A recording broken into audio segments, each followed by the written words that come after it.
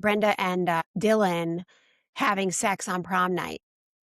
That was like the world stopped. That was not something that was ever portrayed.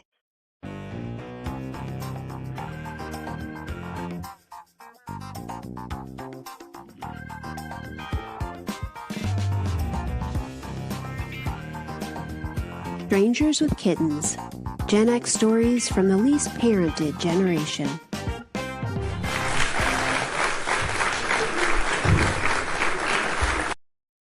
Hi, welcome to Strangers with Kittens. I'm Eileen Kelly, and I'm really glad you're here. Have you ever thought about how much time we spent watching TV? For a lot of us, it was our babysitter, our companion, our best friend, sometimes our tormentor when it was scary commercials and stuff. But TV really shaped our generation. I feel that no other generation was influenced as heavily as Gen X was by what we saw on television. We had windows into families that maybe we had never come across, like the Jeffersons and Good Times. The short-lived sitcom Love, Sidney with Tony Randall that never came out and said he was a gay man, but it was pretty clear that he was a gay man. There were so many human stories that we were not familiar with, that we became familiar with through television. It also shaped particularly girls in the way that we thought of ourselves and what was possible for us. My next guest studies just that and has a podcast called Advanced TV Herstory. Please welcome Cynthia Bemis-Abrams. Hello. Greetings this morning from Minneapolis, Minnesota. It's greetings from New Jersey. It's so nice to see you. I just have to say thanks for having me. And I was trying to explain to my husband how it is that you contacted me about this, and a woman who we both know who was listening in to a conversation that I was having in a cafe about helping a friend do more on LinkedIn for her business. So it's an interesting Christy world. Bellicamino. Yeah. Yes. Yeah. So just so our listeners know, after we recorded an episode, Christy recommended you. So I love this synchronicity. Yes. Yeah. We had a brief conversation before this, but so you host a podcast called Advanced TV Herstory, and we connect the dots of TV and feminism to American culture and politics. I've been doing it since 2015. It's such a brilliant concept. And when we were chatting, we just planned on having like a quick couple of minutes chat, and we could have gone on and on and on. And I was like, what about this? What about that? What about this? And you were like, yes, and I'll add to it that this, and this. And I was like, oh my gosh, we have to stop because we could seriously talk for hours. It's not where I thought it was going to go when I started. But then again, podcasting has changed so much in technology and the business of podcasting. And I'm not really in the business. I am doing this purely because I believe that the women who have created the very best TV and even still are doing it, we all recognize that they are not getting the credit they deserve. They don't get the salaries and the paydays that they deserve. And we need to talk about that, but do it in such a way that we're also celebrating their work, because in many cases they've passed on. I mean, TV's been around now in really high quality mode since, kind of 1955. So Yeah. it's a very long runway to try to cover some of this and then bring forward how it is that TV helped advance feminism and bring forward so many of the rights and the knowledge and the equity that we had up until recently, which is now starting to recede. And that's scary. Yeah, it is scary. I look to TV to show me other windows into other ways to live. And so before social media, television was really our only window into, the rules in my house and the roles in my house and the limitations that are placed on women. They're not the only way that you can exist in the world. Right. That's what TV was to me anyway, for girls in the 70s, well, probably 60s, 70s, 80s. In the 50s, I think it was still there was a real hard grip on how women were going to be portrayed, and it Mhm, was the June Cleavers that were, you know, mhm. telling women how they should be. But then the 60s, 70s, 80s, I mean, it was evolving so fast, and it was so eye-opening and such a lifeline, I feel like, for young women. Absolutely. What I have found is that women who are older than I, say women in their 70s, Mhm, they point to Marlo Thomas and that girl as the moment. And Marlo Thomas, who was a badass feminist to say the least, although you just mhm, don't think of her. Again, we don't recognize and celebrate her for that. If you are of a certain age, you might recognize Free to Be You and Me and some right. of that children's programming that she was into.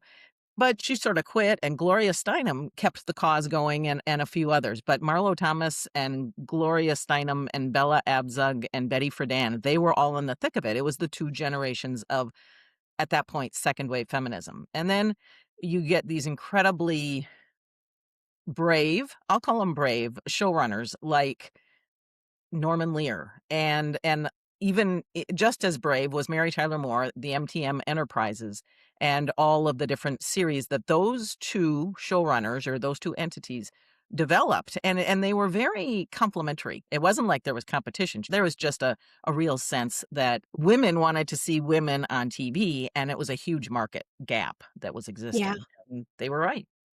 Yeah, yeah.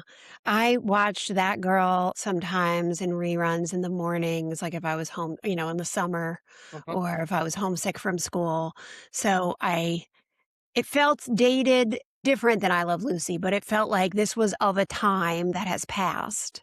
Even as a little kid, I could sense that even though I loved the clothes and I loved the setting and the outdoor shots. And, there was something really wonderful about it, but Mary Tyler Moore felt very of the moment because I was a little kid when that was in prime time, mhm.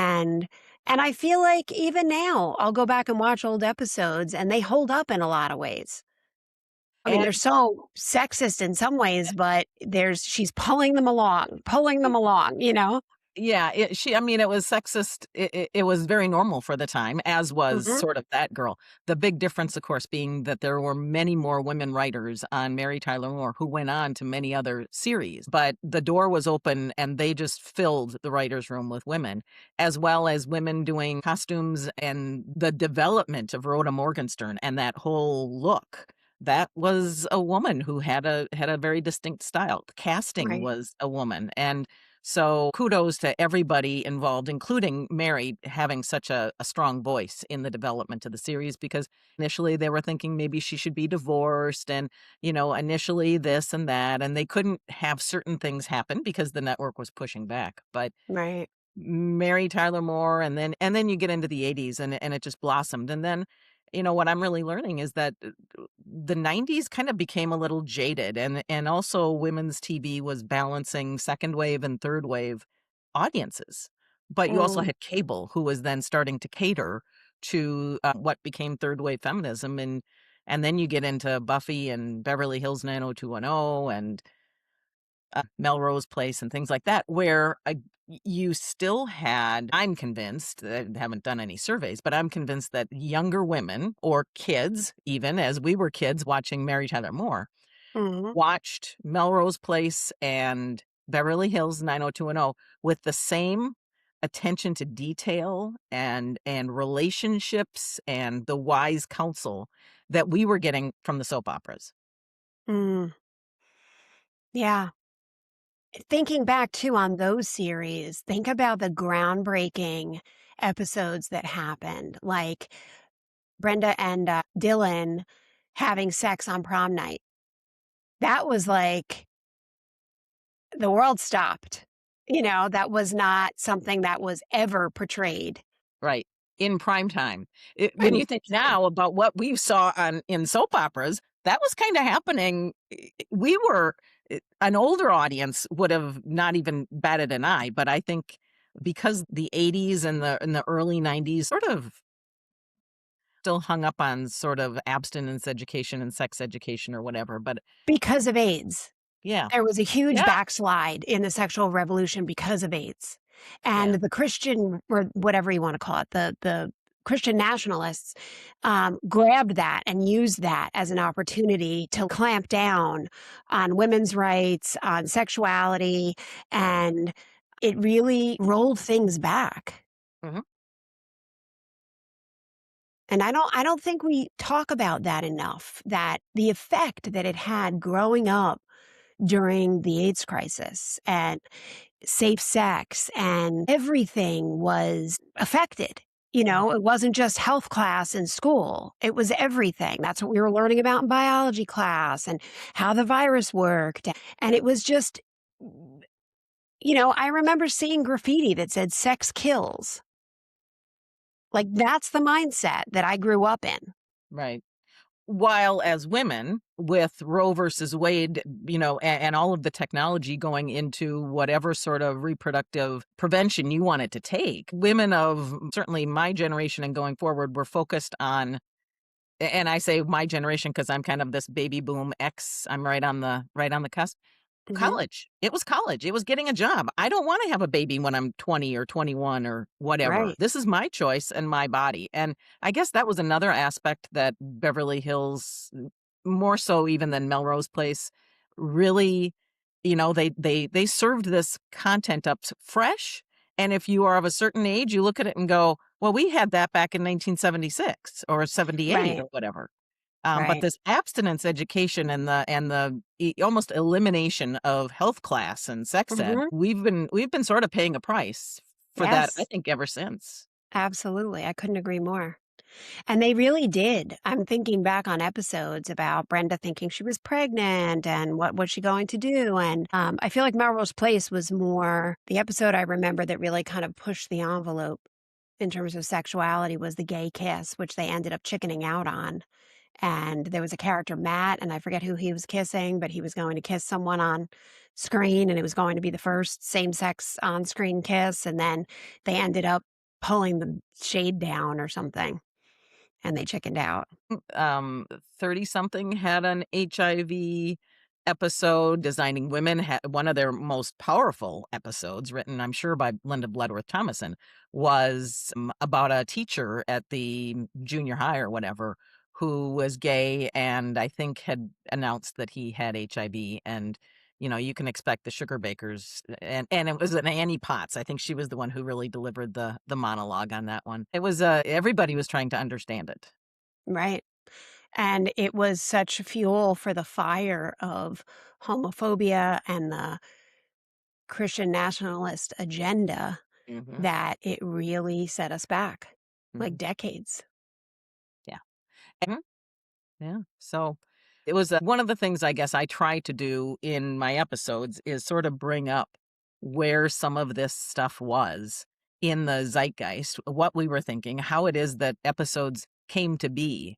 And the HIV episodes, I wouldn't even be surprised if to some degree they've been pulled when episodes go streaming. Mm. It's known that the Maud abortion episode did not go into syndication.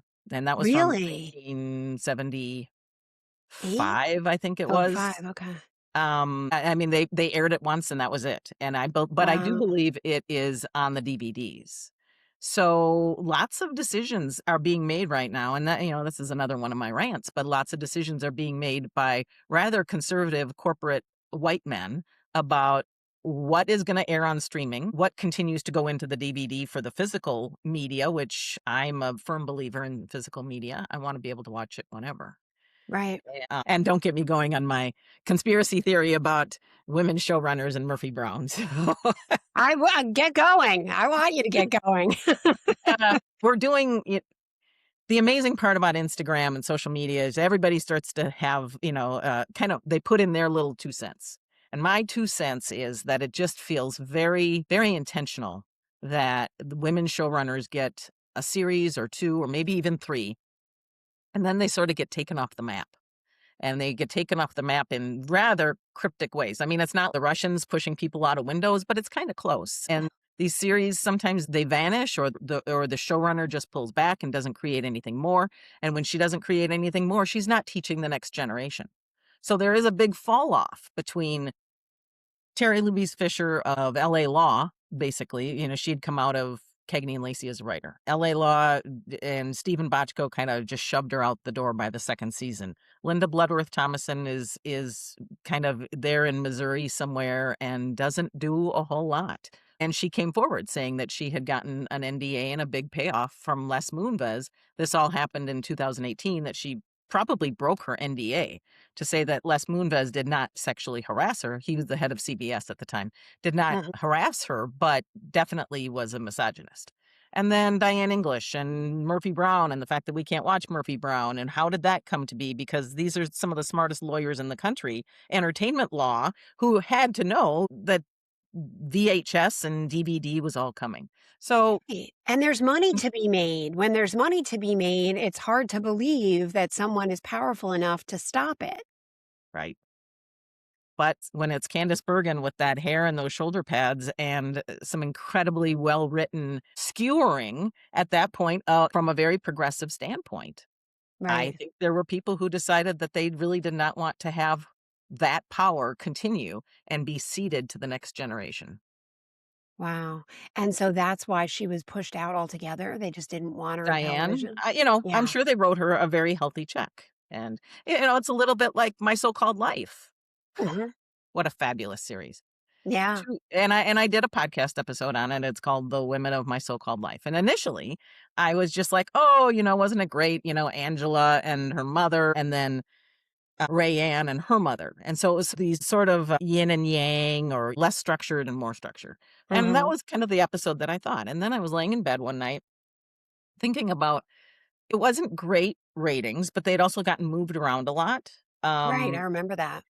and Claire Danes was, this is like her first big role, but Bess Armstrong, the woman who played her mother, was kind of a gold standard.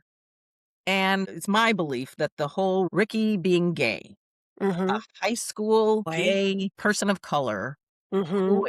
who is being kicked out of his house by his family, and is choosing in the last episode, or the second to the last episode, that the gay English teacher, or the gay teacher, and his partner will take Ricky in so that he can complete at least the school year.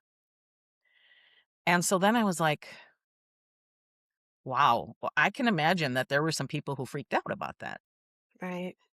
And when was this again? And then you get into Clinton and Don't Ask, Don't Tell, and who wanted to take the risk on that. Now, the woman who was the showrunner of My So-Called Life is Winnie Holtzman, who has gone on to do lots of other film, but Winnie is not doing a whole lot of TV anymore. Or else, if she is, it's streaming, for a totally different set of standards. She doesn't have to Mhm. deal with a network. She just has to deal with the producers and everything. I think that a lot of very, very bright women, up until Shonda Rhimes came along, a lot of bright women hit the wall, and then they couldn't handle the concussion. Wow. That was reminding me of the show The Fosters. Do you remember that show? No. So it was a lesbian couple who one woman had a child already, like she had left her marriage, and then they had some foster kids.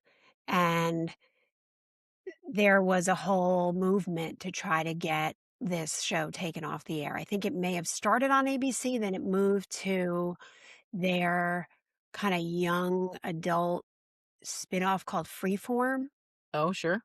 and it was so good.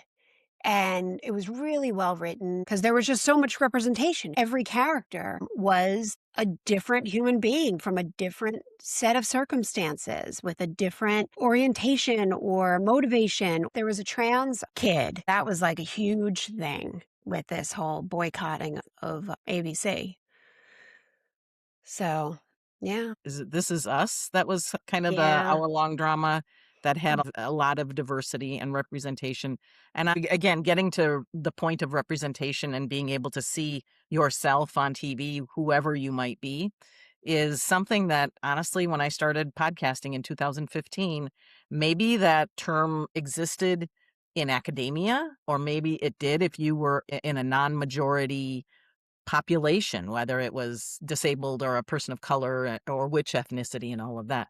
And then slowly but surely, by 2018, people understood what representation meant. And when I say people, I mostly mean white people, Right. because we are the ones who can sit and watch Cheers, and you're just delighted, right? And Right. it feels so good. And it's like, well, yeah, it feels so good because there's not a single person who isn't white and a sarcastic man in there. Mhm. Yeah, so true. And it really is so important. When my kids were little, when my I have 22-year-old twins, then I have a 15-year-old son, and when my twins were little, I always brought them to a female pediatrician. We had one, and then she ended up closing her practice, and then we moved to another one, and my son was maybe he was pretty old. He might have been, like, 10. And he's sitting in the back of the car, and I don't know if we were on our way to the doctor or what we were doing, but all of a sudden, out of the blue, he goes to me, "Mom, can boys be doctors?" That's how powerful representation is.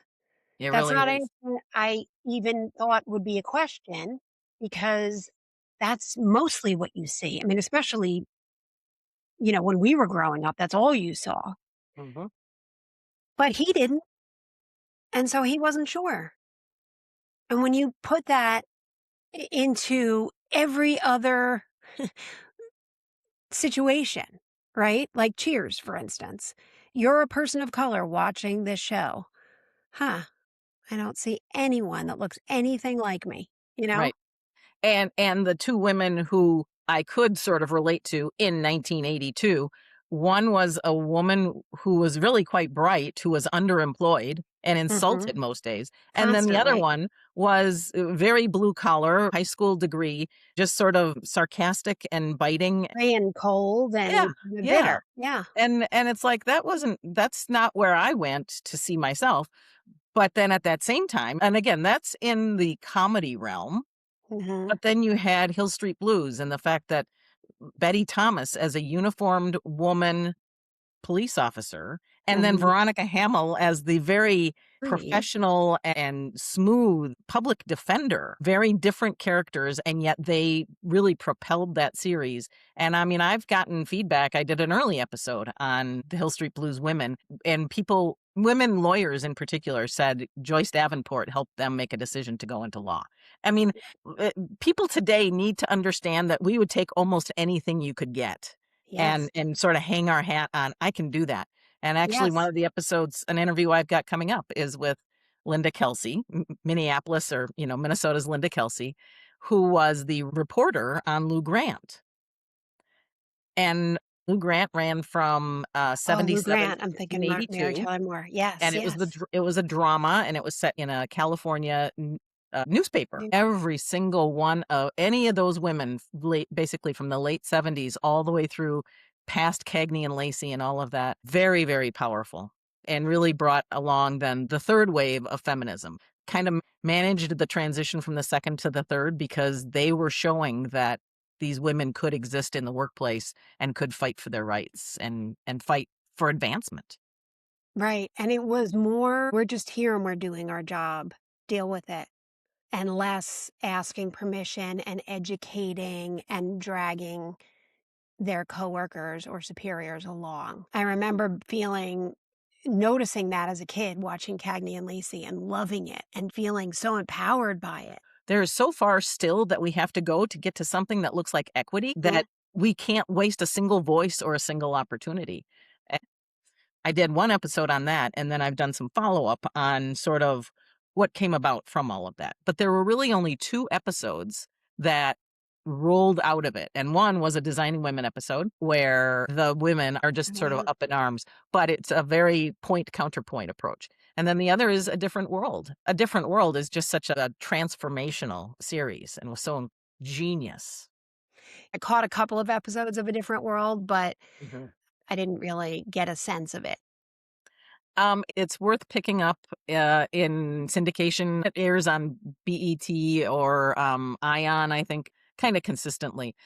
Very well written, and Debbie Allen knew exactly what she was doing, and it is now truly classic, and I just give them a lot of credit for tackling race issues from the Black perspective, as it should be done, from the younger person Black perspective, at a time when we were on the cusp of being able to just really solidify the change. So, Well, that's the other thing that I feel like that there was such a backslide is in the late 80s, early 90s when Spike Lee was making Do the Right Thing and weirdly Fox, and maybe this is before Murdoch owned it. I don't really know what happened, but Fox was the young person's station.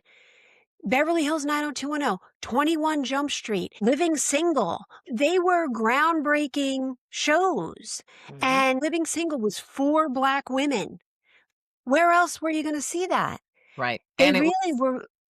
and Yeah, it go ahead. started a year before Friends. Yeah. Yeah. And it was, I mean, I didn't miss it. It was hilarious. They had a much smaller budget than Friends did, and they made it work.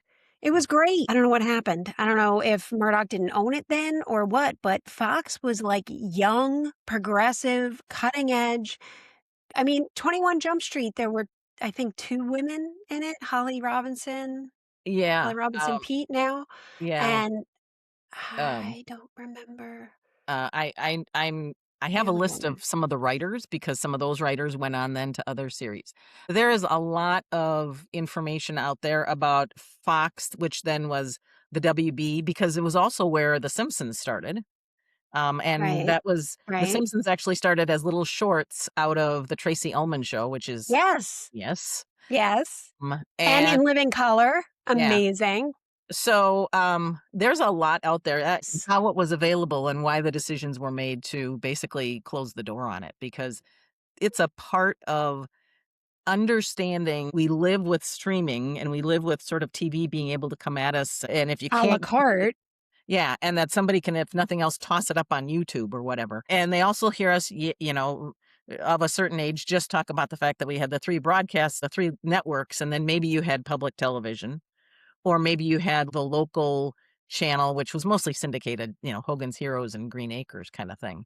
So there were a few years where the power of the UHF networks, also then original cable programming and premium cable programming changed everything. I feel like for Gen X, Fox was so pivotal Yeah. to our young adulthood. And then it was just kind of gone. But I feel like it was not the same as MTV, but it was important in that way that MTV was important for showing us these cultural phenomena and exposing us to all this stuff. And Mad TV and Living Color. I mean, you think about the huge stars that came out of these shows and they wouldn't have found a home on SNL or on NBC Must See Thursdays or whatever. That Living Single was not going to be on a network like that, or Martin or Rock. And at that point, the expectations of what it took to make money, you got to a point where, other than some of the police procedural franchises, everything else in the 90s and early 2000s was starting to become reality TV. Whether it Yeah. was American Idol, Who Wants to Be a Millionaire. Big Um, Brother, Fear Factor, exactly. Because that was Survivor. all so much cheaper to Yeah. produce. Yep. And and yet also, if you wanna say, well, cheaper to produce, then why didn't you get an Austin City Limits on the Hmm. big networks or symphonies or whatever you could have Right. done It to had to be please the the lowest audience? common denominator. Yeah, yeah, add a Yeah. add a cultural factor, please. Yeah. No, it was So, awful. Well, who's that guy? Mark somebody? the Yeah. economics really was something where they did not wanna take a chance because they were already starting to hemorrhage money and the mergers were starting to happen. But cable was such a threat. Yeah. Yeah. Yeah, I don't think I remember I was working at an ad agency when Survivor came on, and Survivor modeled itself. The network started taking lessons from Fox because remember, the way Fox, they were such a young upstart, they came in the summer when there was no new programming. Everything else was in repeats. So people were, weren't really watching TV because they'd already seen all of the episodes. And then all of a sudden, brand new episode of a new series called 90210 or Melrose Place or, you know, Living Single, whatever. It was in the summer. So everybody was like hungry for new programming. And they came in and then they continued on through the fall and kept that audience. And so the shows that people watched on NBC and CBS in September, suffered because now people were hooked on Melrose Place. Yes, and the demographic of who was watching weren't getting fed off of the ABC, NBC, and CBS anyway. That's right. They weren't watching Murder, She Wrote and Matlock and stuff like that. Right. Yeah, Yeah. truly. I mean, Party of Five, that was another one that was huge on Fox, and it just spoke to you as a young person. The music, the theme song was cool, like it was shot on film, like it just felt elevated and intelligent and of the moment. Mhm. And there was so little of that before. The power of TV, I keep saying it, but it is so underappreciated. Yeah, and I feel like our generation of women in particular, but men too, boys too, were shaped so much by what we saw on television.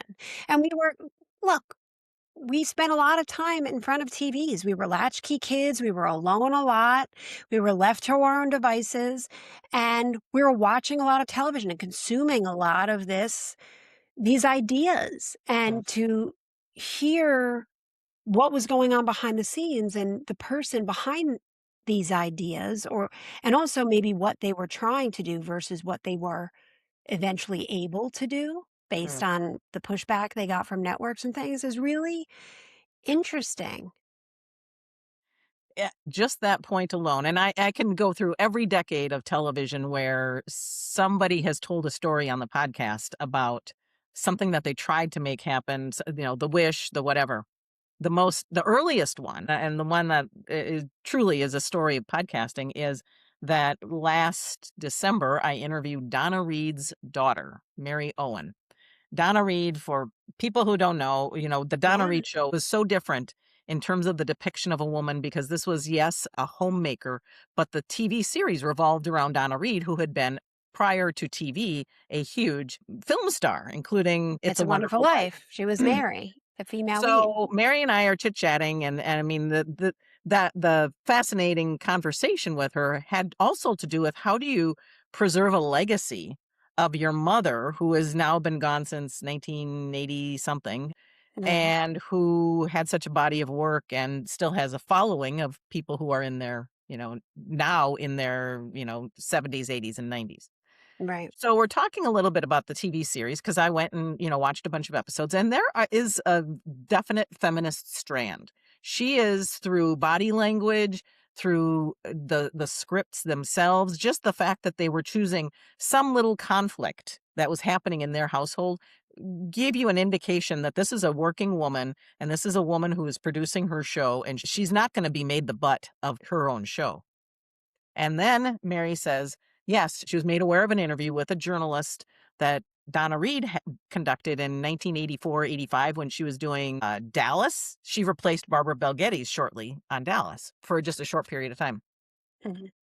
And Donna was telling this journalist that back in the first, after I think the first successful season, that they were having conversations with the network and they wanted to have a little black neighbor boy be the kind of kid that could just, tap on the screen door and then come in and have cookies and milk after school. Mhm. And the network said no. And the Wow. journalist, again in the 80s, did not press her anymore. She told that story, and it is so Yeah. muffled that I couldn't even use that audio when I was sitting at the New York Public Library listening to it. I was like having to transcribe, I was writing down every single phrase because it was just such poor quality. But it was there, and that's Donna Reed, and that's Donna Reed Wow. saying that in 1959, 1961, whatever it was, no, the networks did not want to have a little black boy show up at the doorstep. I'm like, I got a few more questions. So Yeah. Seriously. Back to Murphy Brown. It just doesn't, you can't find it on streaming anywhere? So initially it was in syndication. And again, this is undoubtedly some part of the contracts that were created through the course of its 9-year run. And I'll be the first to admit that the later years weren't as good.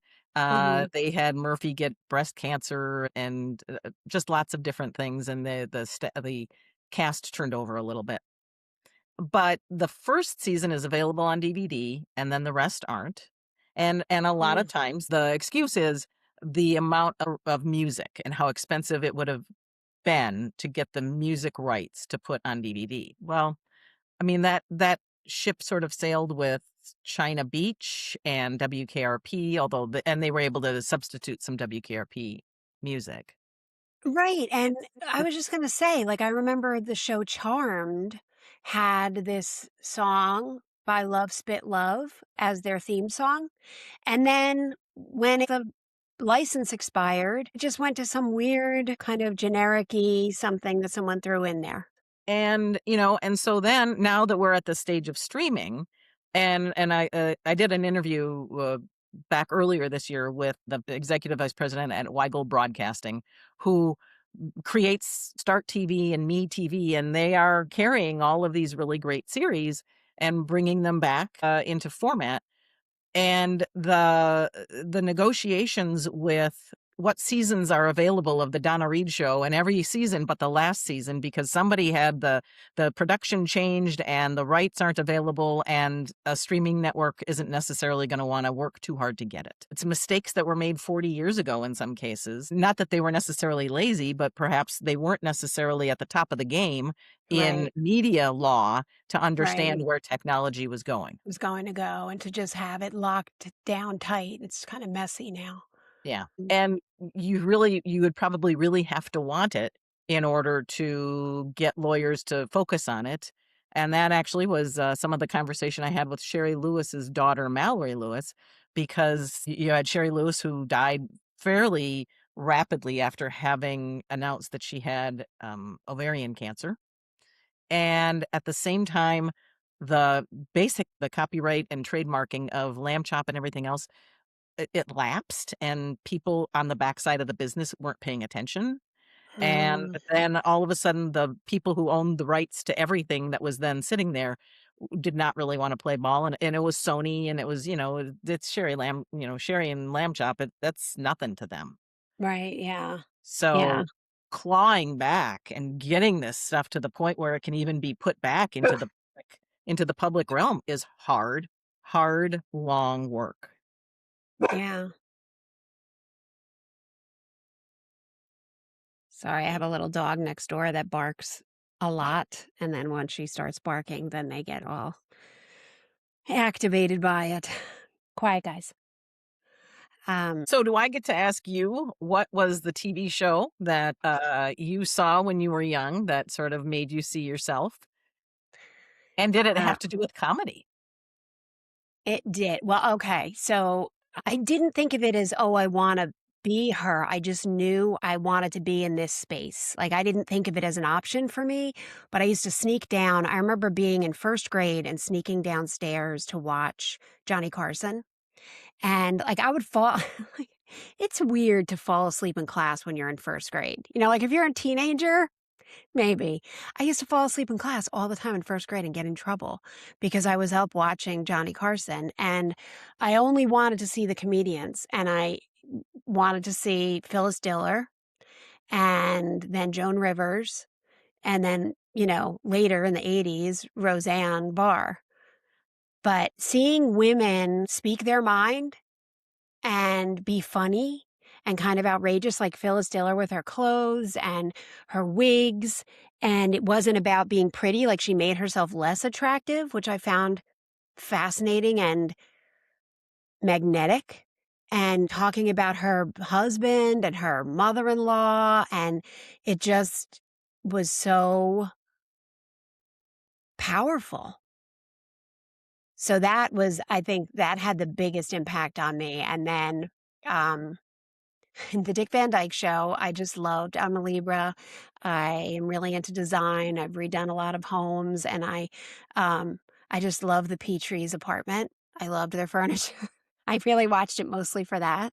Kind of bugged me that I love Dick Van Dyke, but it bugged me that he didn't give Mary Tyler more and more, space to be as talented as she was. And But she wore pants, which was mhm. pretty amazing. And then Mary Tyler Moore. watching that as a little kid, like kindergarten. It would kind of be in the background, and my older sisters would be sewing clothes and kinda had it on, and, my parents not around. My parents would never watch a show like that, and I think if my mother had, she would have had a lot of negative things to say about it. Yeah. But speaking of Hill Street Blues, I remember my mother hating Joyce, the character of Joyce. She was too big for her britches. Who did she Yeah. think she was? Yeah. And I remember clocking that and being like, "Oh, yeah, that's who I wanna be," you know? And Anytime it was like, "I don't like her because she's too much," I'd be like, "Oh, I wanna be too much." yeah, that was a too much. And then you had all of the women of LA Law, because it wasn't that many years after Hill Street Blues started that LA Law rolled along. Mhm, And there were some who were too much, and then there were sort of some who weren't enough. mhm. We started being able to calibrate how you would show up in the workplace by these reactions, and I had the same thing. My mother, I don't know that I ever actually asked her, but I find the whole Judy Garland show, 1963 to 1964, 26 episodes. It's fabulous. It's this time capsule, Oh, I love in it. the Yeah, I've kitchen with seen early Bob Mackie, and my and god, she's just, some of those you know variety shows, oh my god, gorgeous. and I kind of feel like if I had ever said the name Judy Garland to my mom, all I can expect is that she would have gone, "Ugh," and maybe that's just because Mhm, what she remembered were the last years where she looked so incredibly, sick, which she was. But it's like, "Mom, the how do you judgment." think she got that way? Yeah, yeah, right. Yeah, the The the judgment. yeah, the decades of women judging women about how they are now and not questioning where they came from, what happened, what Mhm. was the catalyst to make them turn to drugs, to alcohol, to whatever, you Yeah. know? I Well, that was hope getting I'm raped by Louis B. Mayer when she was 13. uh, And just kinda continuing on this body thing for a second, or judgment, I should say, just recently, and I feel like this is an our generation moment, and maybe it's more white women than even women of color, because I think 10, 12 years ago, we all thought that body positivity and body acceptance was a good thing, and we had grown, right? And we were mhm. we were trying to see people for who they are, rather than some model of perfection that we had all lived through and we had to fit into. And now you have Gen X saying, I don't want to go back to heroin chic. We saw what that was like. We saw how unpleasant it was to be a young woman who had to Mhm. try to conform to that. And aren't we smarter? Didn't we live through this so that the next generation didn't have to? Right. What is your thought on that? Because I'm not around young women anymore, but I will say that there's still body positivity, much more so in Gen Z. Um, Commenting on someone's body at all is a no, and they call people out on it. Regardless, even if someone says, like, I don't know, they're in such great shape, or even if it's something that you think is positive, they will say, "Don't comment on someone's body," Mhm. which I really love. But I think that you can't erase it totally.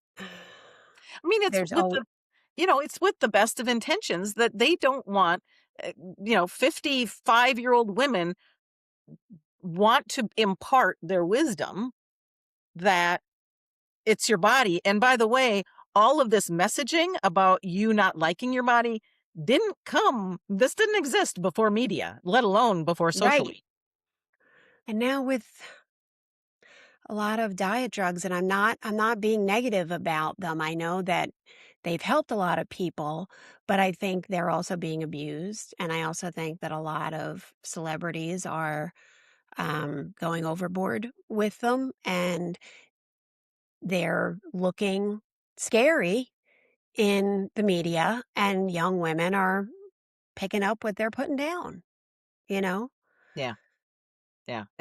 To understand the eating disorders that existed of the stars that we know and the stars who we lost, including Karen Carpenter is the biggest one. It is just the feeling that we have so few women to there are people telling people to do things to their body that it's just not worth it.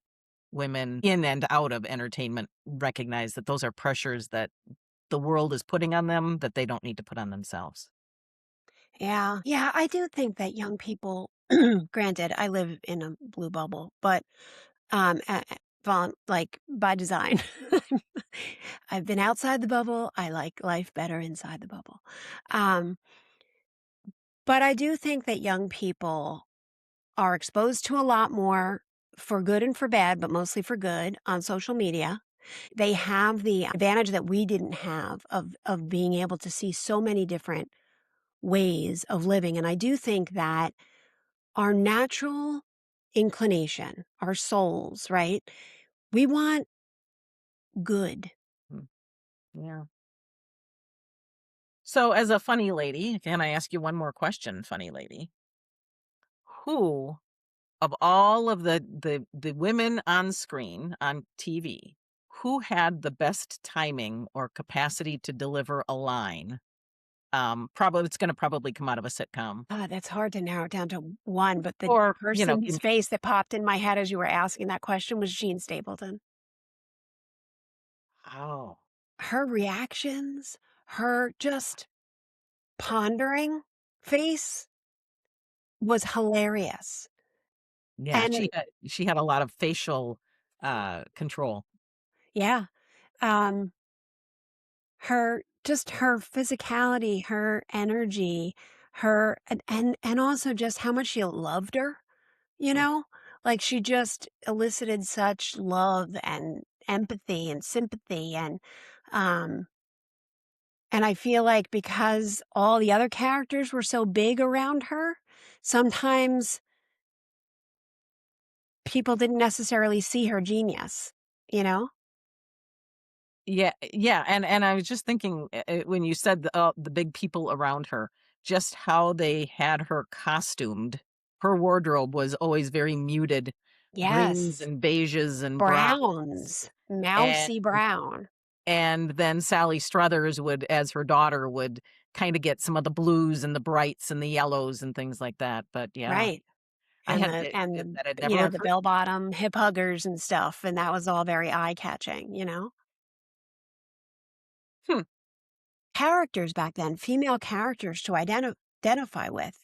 yeah, And and even though then 90210 was kind of melodramatic, like I watched that show religiously. I lean into Betty White, in part because it just feels like whenever you see the outtakes from the Golden Girls or the little bits that are available of Mary Tyler Moore or Hot in Cleveland, everybody is just falling over themselves laughing. And Yeah. she certainly was recognized for her timing, which she honed over a 70-year career, 75-year career. And so when I watch Hot in Cleveland, Valerie Bertinelli, you can just tell the look on her face when she is trying really hard to just hold it all together. And that's the fun part because it's like, oh, there are people who have careers where they just get to laugh all day and try to keep it all in, which I don't think I could do, because you get to a point where you're laughing so hard. But um Right. yeah, I think about Betty White, a very, very talented stable of women who were playing not even like secondary characters, but like, repeat characters 6 times through the course of a 22 episode season. And Yeah. they come from theater and they really didn't get a chance to show their chops because Right. you just didn't do that in the 70s and 80s. Yeah, and there You was didn't such bring a limited black woman in to opportunity. be funny. Yeah. Mhm. Or it had to be so typecast. If you go into LA Law, you get Jimmy Smits and Blair And Blair Underwood. Underwood. Every once in a while, they would basically say, "Oh, so you want the token Hispanic, Mexican or whatever." They brought that forward in a way that there were no sometimes the women would be making sorts of those comments, and for the most part, I would say that LA Law's writing is more progressive than we give it credit for. It feels like a throwaway show when in fact they were working really hard, and some of those writers have gone on to other series. Then in the 90s, it was Dr. Peter Benton in ER, and he Mhm. really brought home how hard he needed to work, and that was, Yes. through in the course of his character's many arcs, he made that, crystal clear, and for Right. many, I'm sure, white viewers, this was the first time they had thought about that. Right, and how he was putting Noah Wiley through his paces, and I feel like on more than one occasion said, "Don't think you because you're a." Because if I remember correctly, Carter, that character, came from a wealthy family, and he was like, "Don't think because you're wealthy and white, you're gonna sail through your residency." There were many times where he addressed it head on. Yeah. Again, this is all just culture through TV, and the fact that as long as it's been preserved, and that's another story entirely, as long as it's preserved, it's available, and it's an easy, nonpartisan way to have a conversation about where this country has been and who brought us along to get to, not so much to get to here, but to get to where we were, oh, say, Right? 10 or 12 years Right. ago. Well said. You don't get from here to here without a lot of steps in between and Yeah. recognizing that this was a step to that. Mhm. And without this, there wouldn't be this. And then it's all hard work, Yeah, it's all because if it hard was work easy, and everybody would be doing vigilance. it. Yeah. That's right. Yeah, and then just to your point, also not allowing the people who are doing the hard work to get bullied out of it, which is what happened to a lot of talented women. Yeah, that you have to have not only the backbone to stick to your principles and not take a buyout or not take the easy way out. It's your life, and it's your creativity, and it's being recognized, and you'll find another way to make a difference, and why shouldn't I get mine? It's a Yeah, I can't judge without any knowledge of any of this. I can't judge. right. All I can do is lament that we have so much great talent was never really able to live in the space and to produce in the space, create the way that so many men have. And evolve, and what could have become of them, who knows? Yeah. It's a bummer, but hopefully because we have come to a place where women are so much more supportive of other women, where we finally rejected that patriarchal mindset of pitting one against another, that there isn't enough to go around. So you can't invite your sister to come along because there's only one spot and you have to claw your way into it. Um, Hopefully there'll be less of that. I would hope so, because you've got some very smart, now wealthy women who are producing and have media companies and presumably have learned the lessons of their past. But then when they sort of seep out and become shills for artificial intelligence, I'm like, Yeah. money is a very powerful intoxicant. Sorry, geez, is this one of your more heavy episodes? I've I've gotten much darker than this. This isn't dark, but it's serious. I think it's we're striking the right note because it is important, and I think that our generation, for our generation, women in television was so important because that's who we spent the most time with. I mean, I think our generation spent more time watching television than probably any generation before or since. And so the fact that women characters were becoming more independent, stronger, had jobs that we hadn't seen before, it really shaped us in a way that I don't think other generations were shaped. I think you're right. And if you could do a feminist timeline of feminist influential experiences, and you have, at least going back to the second wave, or what informed the second wave. Well, that was really World War II, in as much as so many of our grandmothers and great grandmothers went out and either had huge gardens and were contributing that way, and all the men Or were like building planes or playing and baseball or whatever, exactly. So all of that exposure to what they could do, because they'd never really been afforded that, and they'd barely been afforded the vote before all of that happened. Right, And then what they created, and where second wave was, well, TV was just barely budding by the time you get the Betty Friedan's and the Marlo Thomases, right? And that was a relatively short period of time, and it's all stacked on top of so much other social change. For instance, the Civil Rights Act of 1964.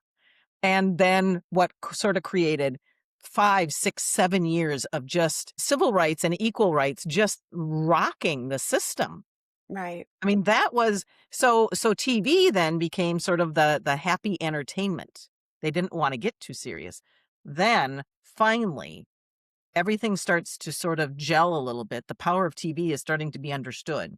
And that's when women were stepping in. There were some really great men, showrunners and producers and writers and things. And the women actors followed suit.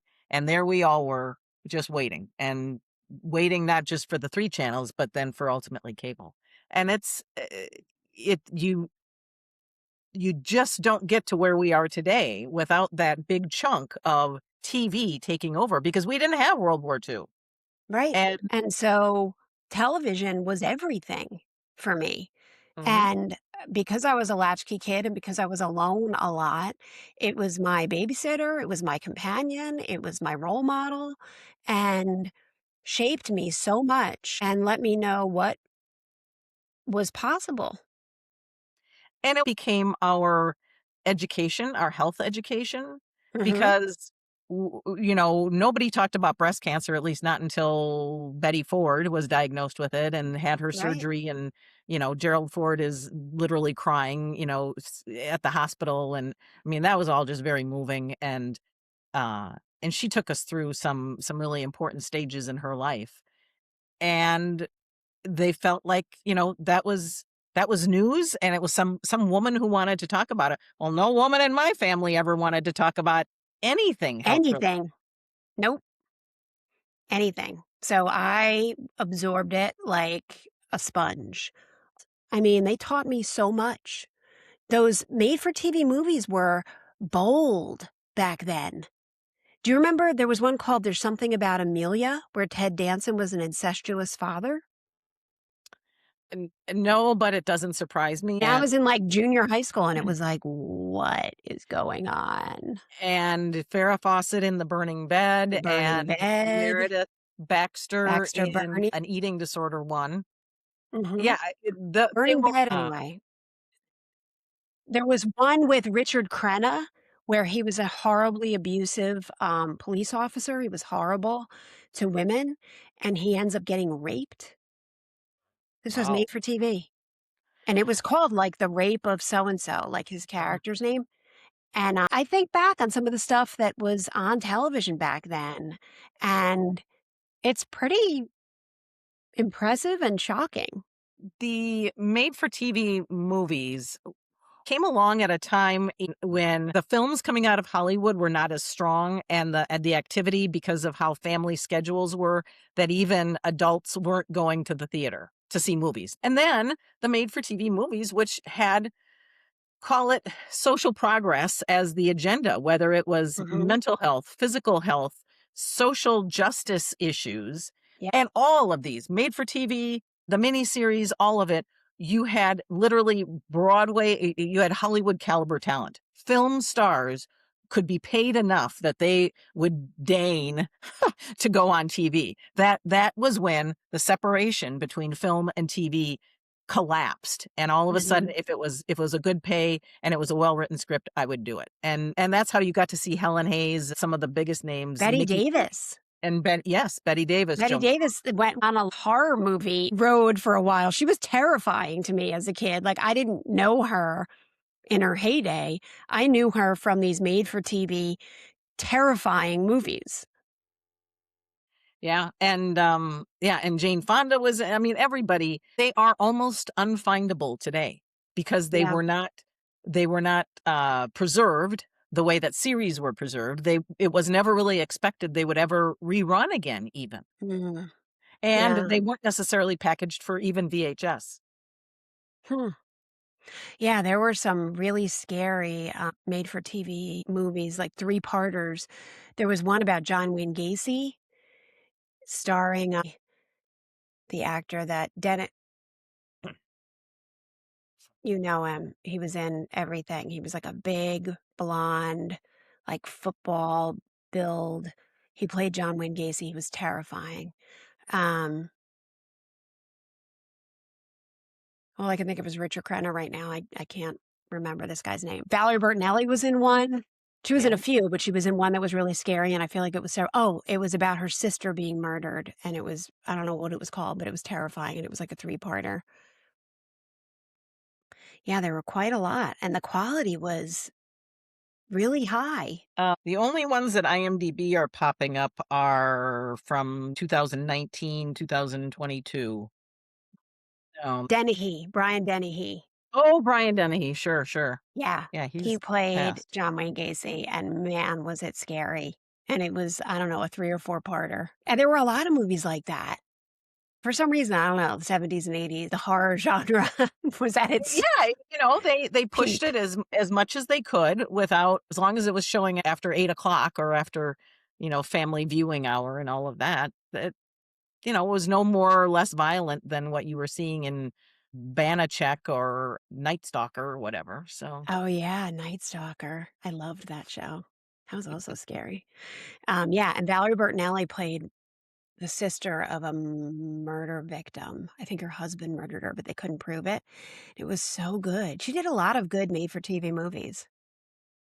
and Lindsay Wagner I think she and Meredith Baxter probably have very similar filmographies for made for TV Mm. movies, but they got us through all of it. Everything from sexual harassment and assault and divorce and Like, all the things. they were almost like the after-school specials for adults, right? Yeah, really. They Really. had social agendas. Uh, they did, and they taught, they were teaching women who otherwise couldn't talk about these things at church or with the neighbor ladies or if they worked outside the home. But if they Mhm. were kind of housebound, this was their connection to how other people lived. The same way Yes. that you started this conversation with, I learned a lot about how to live by watching women on TV.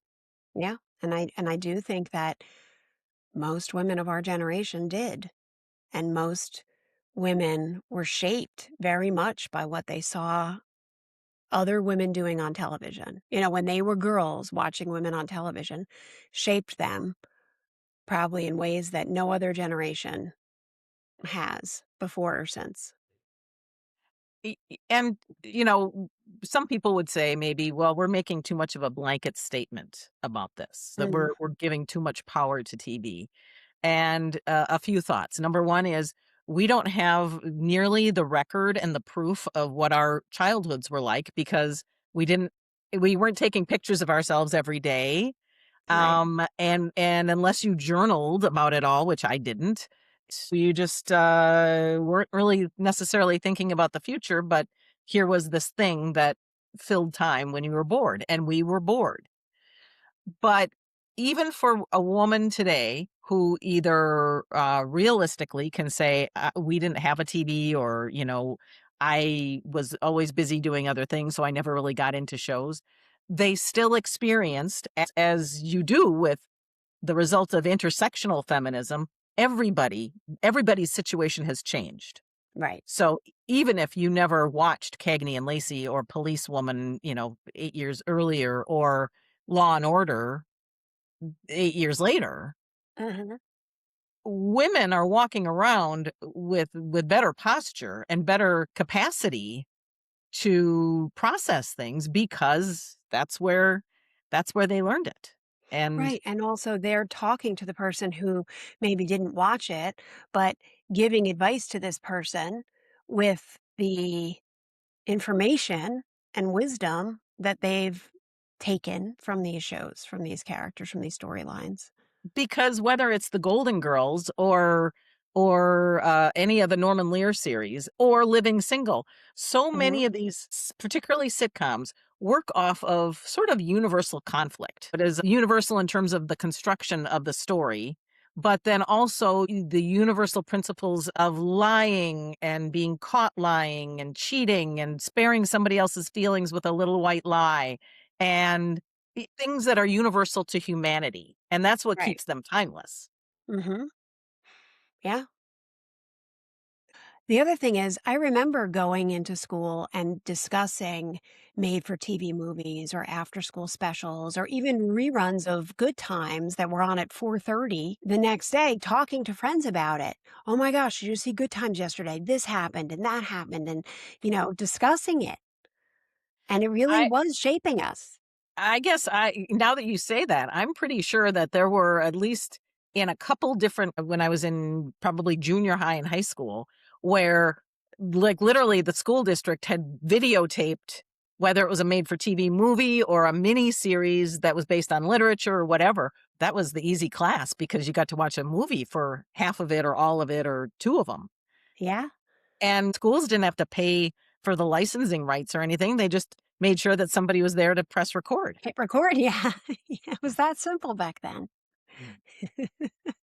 I think that what you do is so important because women during the 60s, 70s, 80s on television shaped our generation in a way that I don't think has happened before or since. And examining it and asking questions and going back and rewatching it, discussing it, I it's important. And I'm really glad you're doing what you're doing. Well, thank you. Thank you. I will say that while you got into this with comedy and that it is um more the comedy of the human existence versus something that's biting and satiric and kind of mean and everything, you are able to navigate through pop culture history as good as anybody. Oh, The impact of the AIDS crisis or kind of these things that we have lived through. You've given the milestones enough attention that the context becomes easy to then fortify. You've done a lot of thinking about this stuff and what's important. And because this audience, at least to my understanding, women between, call it 45 and 65, we still have a lot left in the tank.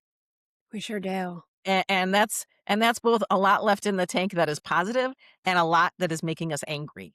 Yes. And we need to recognize the things that bring us together, and I think we just can't talk enough about, and to perhaps make sure that our white listeners in particular realize that that is one more area where the inequity persisted for far too long and still sort of does today. And I think because women, especially our generation and the previous generation, have been conditioned for so long to feel like, I mean, we watched many movies where the woman would just wait to be saved, right? That's what we have to keep reminding ourselves. We are the heroes. We are the ones that need to do something about it. And it becomes as simple an action as deciding that you're going to take your sons to a woman doctor, pediatrician, for as long as you possibly can, that they recognize this is normal, and that because it is normal, they see a woman scientist, a woman who understands public health, a woman who is compassionate in delivering care who isn't their mother. And that's important. It really is. It is. And I'll tell you, there are a couple of moments in my experience as a mother that stay with me. And, motherhood is hard and there's a lot of there's a lot of difficult times and times where you're kind of clawing your way through the day. But then there are moments that you're like, okay, I'm doing a good job. So Yeah. it's a moment where we all can just get along because we've got each other to help us. And I think that's where Strangers with Kittens creates a very safe space to have these conversations, recognizing that we are who we are and we're at least willing to talk about it.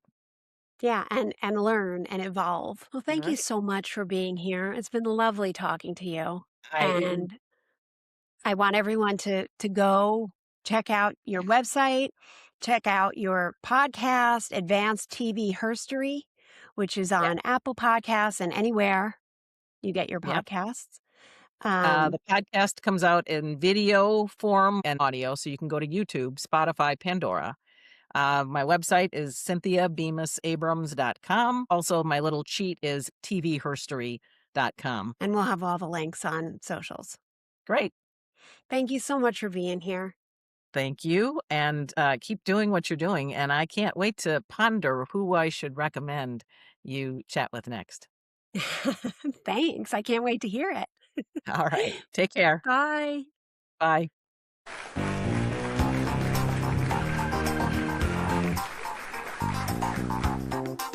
If you like the show, please rate, review, and share on social media. Strangers with Kittens contains nothing artificial. It's certified humor. Produced by Ashley Aker, music by Chris Hagian, and recorded in front of a live audience of dogs.